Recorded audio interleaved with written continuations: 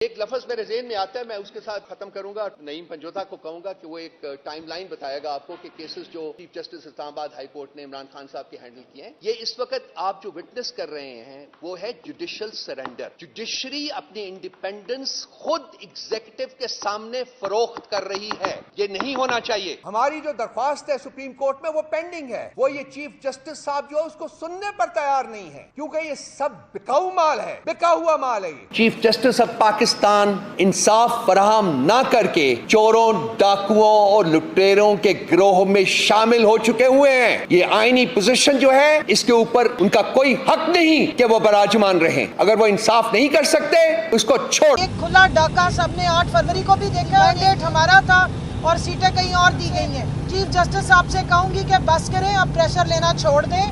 لوگوں کو، عوام کو انصاف چاہیے. اور قاضی فائز عیسیٰ صاحب اور ایک جو نیچے جو جج صاحب ہیں ہائی کورٹ میں، ان کو انتہائی شوق ہے. ان کا مخصوص ایک شوق ہے کہ خان اور صاحب اور پی ٹی آئی کے جتنے بھی کیسز ہیں وہ انہوں نے سننے ہیں، وہ کسی اور نے نہیں سننا. اور پھر جس سیشن جج کے گھر پہ انہوں نے پیٹرول بم پھینکا، اس کی شکایت جب کی گئی اور چیف جسٹس کے پاس آئی، بجائے اس کے کہ ان کے خلاف کارروائی کرتے جنہوں نے اس کے خلاف یہ حرکت کی، اس سے الٹا اسے جو ہے او ایس ڈی بنا لیا اس سیشن جج کو. اس مرتبہ پی ٹی آئی کے خلاف جتنے بھی پہلے سے بھی جو حرکات کی جا رہی تھی اور ایک اسٹرگل شروع ہوا تھا آفٹر دی ریجیم چینج، تو پی ٹی آئی کو تو دیوار کے ساتھ آلریڈی لگا دیا گیا تھا. بٹ سپریم کورٹ کی ڈیسیجن نے، ہم سمجھتے ہیں کہ جمہوریت کو دیوار میں چن دیا ہے.